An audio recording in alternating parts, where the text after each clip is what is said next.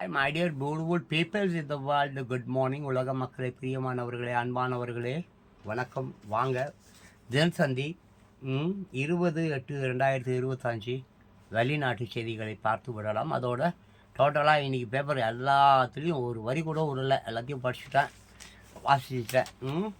அப்படியே போகலாங்களா? வாங்க செய்திக்குள்ளே போகலாம். வெளிநாட்டு செய்திகள். அமெரிக்காவில் வெடித்து சிதறிய கிளாவியா எரிமலை. அமெரிக்காவில் வெடித்து சிதறிய கிளாவியா எரிமலை. ஓகேவா?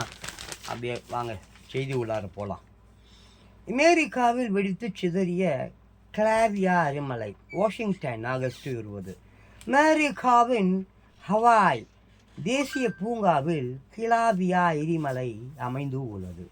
உலகின் மிகவும் செயல்படும் எரிமலைகளுள் இது முக்கியமான ஒன்று. இந்த ஆண்டில் மட்டும் இதுவரை சுமார் 30 முறை கிளாவியா எரிமலை வெடித்து உள்ளது. இந்த நிலையில் நேற்று மீண்டும் எரிமலை வெடித்து சிதறியது. அப்போது சுமார் 1000 அடி உயரத்துக்கு அதில் இருந்து தீ குழம்பு வெளியேறியது. இதனால் அந்த இடம் முழுவதும் கரும்புகை மண்டலமாக காட்சி அளித்தது. இதனை அங்கிருந்த சுற்றுலா பயணிகள் ஆர்வமுடன் பார்த்தனர். ஆனால் பாதுகாப்பு கருதி பூங்கா நிர்வாகம் உடனடியாக அவர்களை வெளியேற்றியது. ஓகே, அப்படின்னு கீழே ஒரு செய்தி ஒன்று இருக்குது. பார்த்தீங்கன்னா பியாங்யாங் ஆகஸ்ட் 20.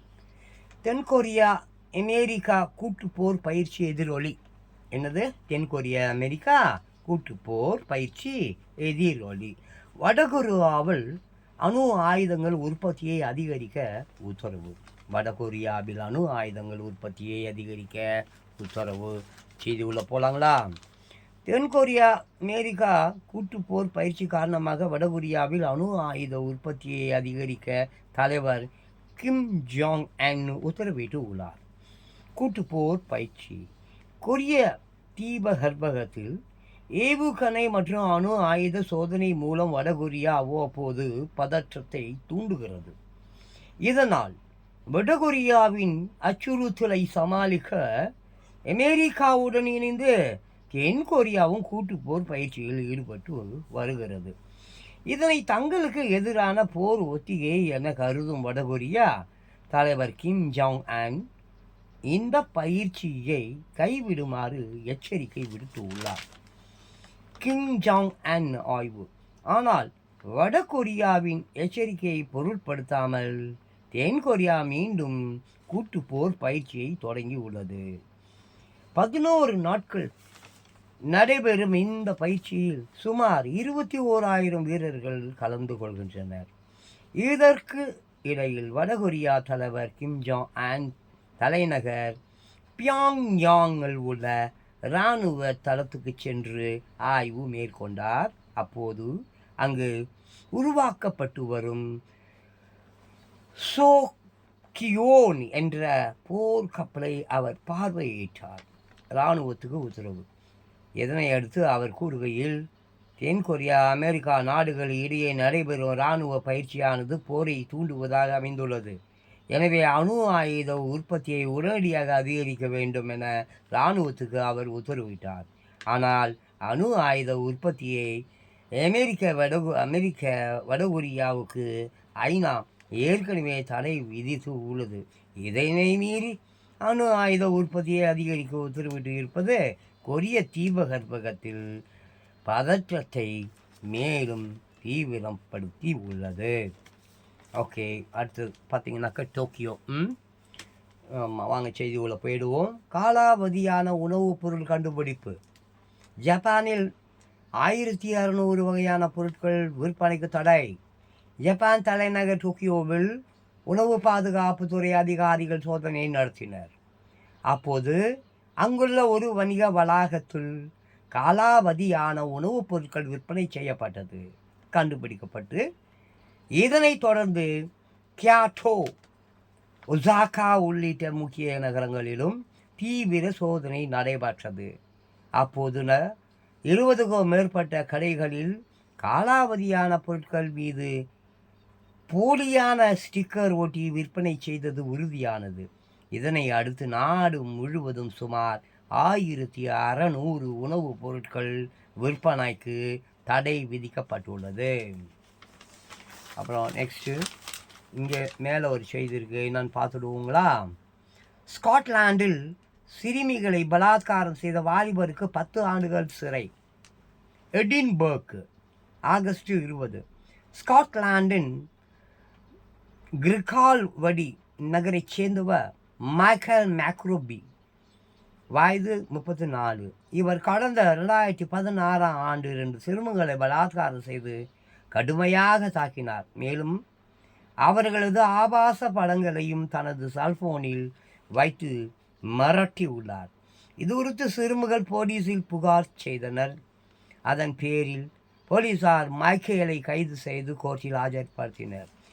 இந்த வழக்கு விசாரணை நிறைவடைந்த நிலையில் அவர் மீதான குற்றச்சாட்டு உறுதியானது. எனவே மைக்கேலுக்கு 10 ஆண்டுகள் சிறை தண்டனை விதித்து எடின்பர்க் கோர்ட் தீர்ப்பு அளித்துள்ளது.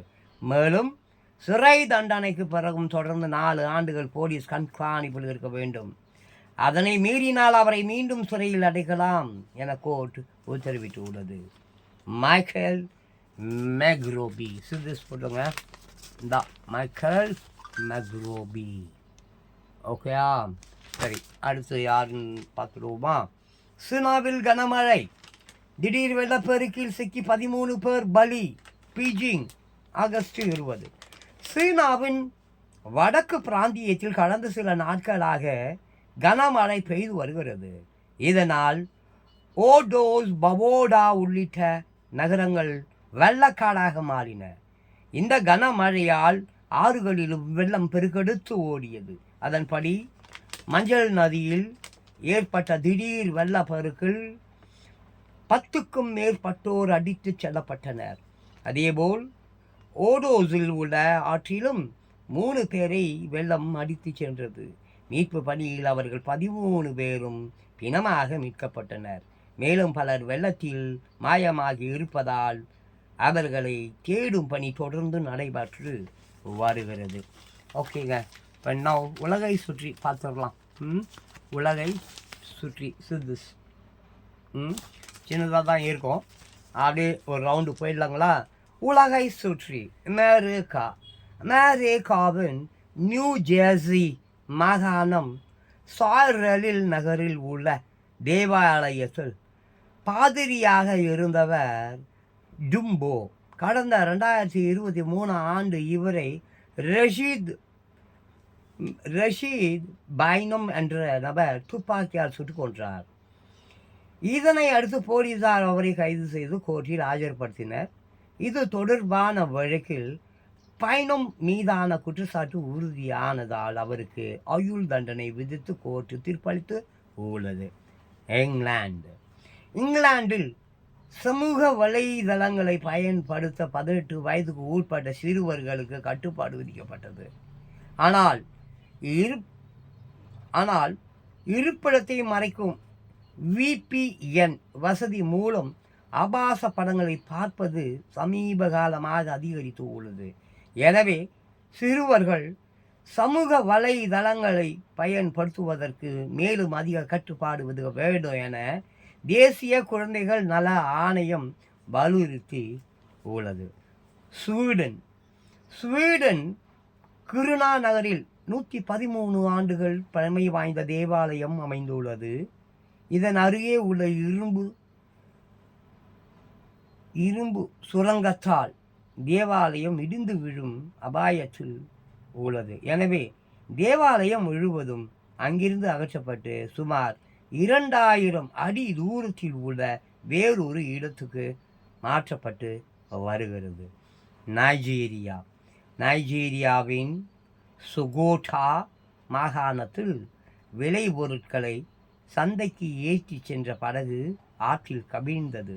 இதில் 25 பேரை மீட்பு படையினர் பத்திரமாக மீட்ட நிலையில் மேலும் 25 பேர் மாயமானதாக கூறப்படுகிறது.